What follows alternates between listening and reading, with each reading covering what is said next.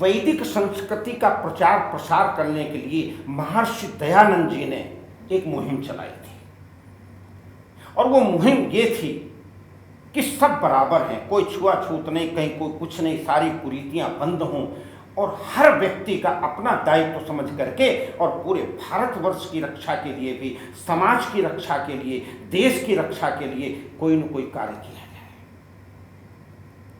आर्य समाज उन्हीं सब प्रथाओं पर अंकुश लगाने के लिए आज भी कार्य कर रहा है।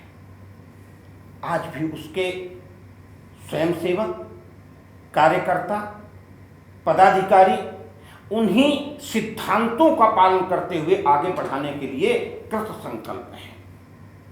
समय बदल रहा है, तो जब समय बदल रहा है तो निश्चित रूप से उनके अर्थ भी बदल रहे हैं।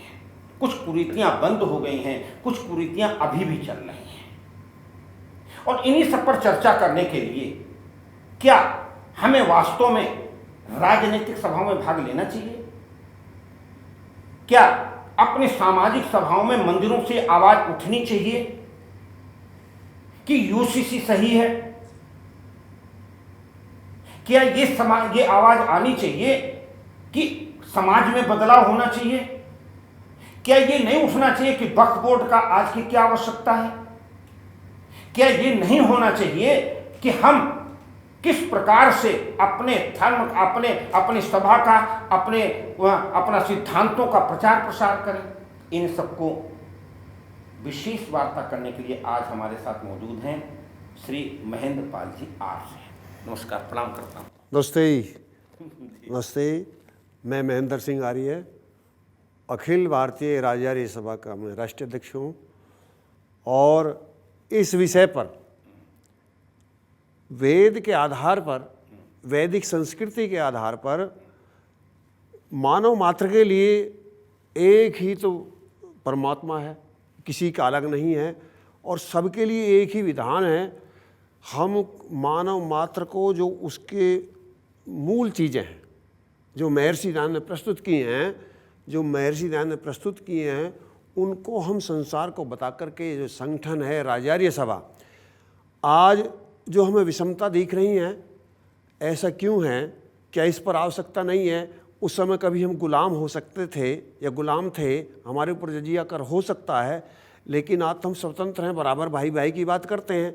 तो आज ऐसा प्रावधान क्यों है कि मंदिरों का पैसा सरकार के लिए जाता है? ये सारी बातें देखिए, आपने जो बताया था, अभी मेरी आपसे बात हो रही थी, कई एक अलग अलग चीज़ें थीं, 4-5 चीज़ें आपने बताई थी जी। आपने कहा था मठ मंदिर मुक्ति आंदोलन होना चाहिए। हाँ जी। आपने कहा कुरीतियां दूर होना चाहिए। आपने कहा यूसीसी लागू होना चाहिए जी। आपने कुप्रथाएं, इन सबको सिलसिलेवार आप क्यों चाहते हैं कि मठ मंदिर मुक्ति आंदोलन क्यों चलाना चाहते हैं? हम मठ मंदिर मुक्ति आंदोलन इसलिए चलाना चाहते हैं कि जो हमारा मंदिरों का पैसा है केवल वो सरकार को जाता है। यदि ये प्रावधान हो, जब सबके लिए या तो समानता हो, यदि सरकार लेना ही चाहती है तो मस्जिद का क्यों नहीं लेना चाहती, गुरुद्वारे का क्यों नहीं लेना चाहती, गिरजाघर का क्यों नहीं लेना चाहती, चर्च का क्यों नहीं लेना चाहती, इसी पे क्यों प्रतिबंध है? यदि ये प्रावधान है, सबके लिए छूट है, हमारा देश धर्मनिरपेक्ष है, तो फिर ये प्रतिबंध क्यों है? बट वो तो स्टेट गवर्नमेंट हाँ? है ना, सेंट्रल गवर्नमेंट ने तो नहीं किया है ना, स्टेट गवर्नमेंट कर रही है ना। नहीं, ये सेंट्रल गवर्नमेंट को करना चाहिए। सेंट्रल गवर्नमेंट कैसे ला सकती है स्टेट गवर्नमेंट पे? नहीं, ये जो समवर्ती सूची और राज्य सूची है, एक केंद्रीय सूची है, तो ये केंद्रीय सूची के अंतर्गत आना चाहिए। शोषण हमारा मान लिया राज्य करता है या हमारा जिला करता है, कोई भी शोषण करे तो हमारे ऊपर सुप्रीम पावर होनी चाहिए जो जिसका अधिकार है, तो ये हमें अधिकार होना चाहिए और अधिकार मिलना चाहिए हमें कि ऐसा शोषण कोई भी यदि हमारी प्रदेश सरकार करती है तो नहीं होना चाहिए। जैसे साहब, कहीं आप राजनीतिक तो नहीं बनना चाहते हैं? नहीं, हम राजनीतिक से तो कोई अलग नहीं है। राजनीति जैसा राजा हो प्रजा वैसी ही हो जाती है। और जो कोई ये कहते हैं कोई हो भूप हमें कहानी, बहुत बड़ी हानि होती है। जैसे ही भूप बदल जाता है, प्रजा बदल जाती है, सब व्यवस्थाएं बदल जाती हैं, दुख बदल जाते हैं, कष्ट बदल जाते हैं। वही देश, वही हमारा देश है। जब यहाँ अर्जुन था, जब यहाँ कृष्ण जी थे, यहाँ श्री रामचंद्र जी थे, हम चक्रवर्ती राजा थे, और वो भी हम देश राख, हमारा नेता बदल गया, नेतृत्व बदल गया, राजा बदल गया, तो हम गुलाम हो गए। तो ये कुरीतियों की बात क्या कर रहे हैं? आपने संस्था बनाई है, उसके हजारों सदस्य बनाना शुरू कर दिए, क्या आपका मंतव्य क्या है? आप करना क्या चाहते हो? हम इस मानव जाति का सुधार करना चाहते हैं और वो चीज़ देना चाहते हैं जो अब तक नहीं दी गई है, जो वेद आधारित है, और उसके आधार पर हम वो विषय दे देंगे।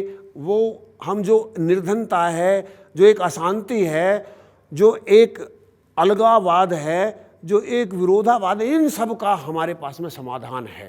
क्या समाधान? उसके लिए समाधान राजारी सभा। राजारी सभा के पास में वेद आधारित सबनी इतनी योजनाएं हैं, इतनी राजनीति है, इतनी विशेषज्ञता है कि जिससे संसार को अभी वंचित रखा गया, पूरे संसार को वंचित रखा गया है।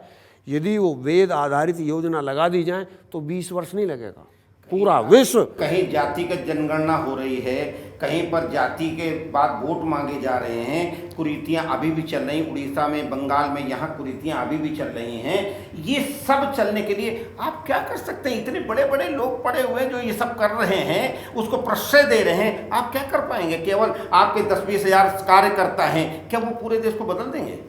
हाँ, जब देते हो अंजन एक ही होता है, अंजन एक ही होता है, वो पूरी गाड़ी को खींच के ले जाता है, जैसा नेता होता वैसा हो जाता है।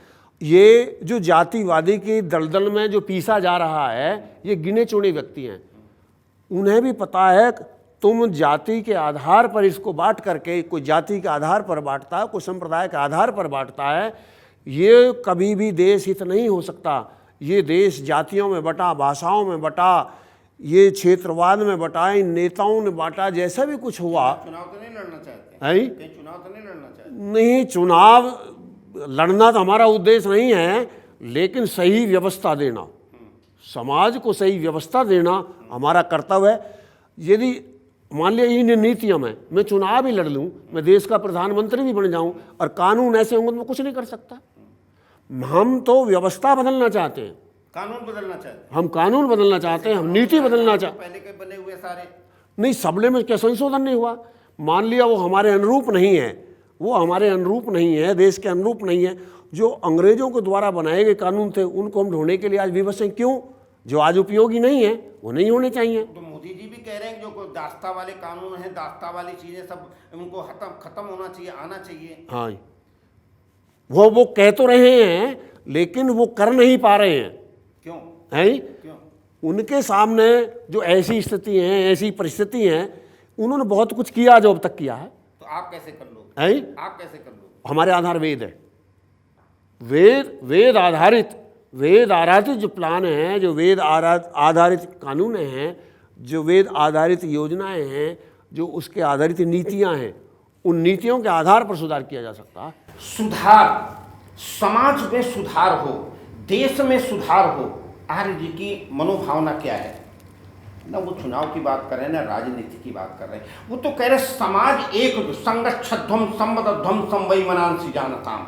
हम सब एक मिलकर के कैसे चल सकते हैं, एक कैसे हो सकते हैं, हम सब लोग किस प्रकार से कार्य करें, हम लोग कैसे आगे आएं, ये शायद आपकी पीड़ा है। और इस पीड़ा को दूर करने के लिए आज तो थोड़ा सा समय है, केवल इसलिए कि आर्य साहब आए बालाजी फिल्म स्टूडियो में।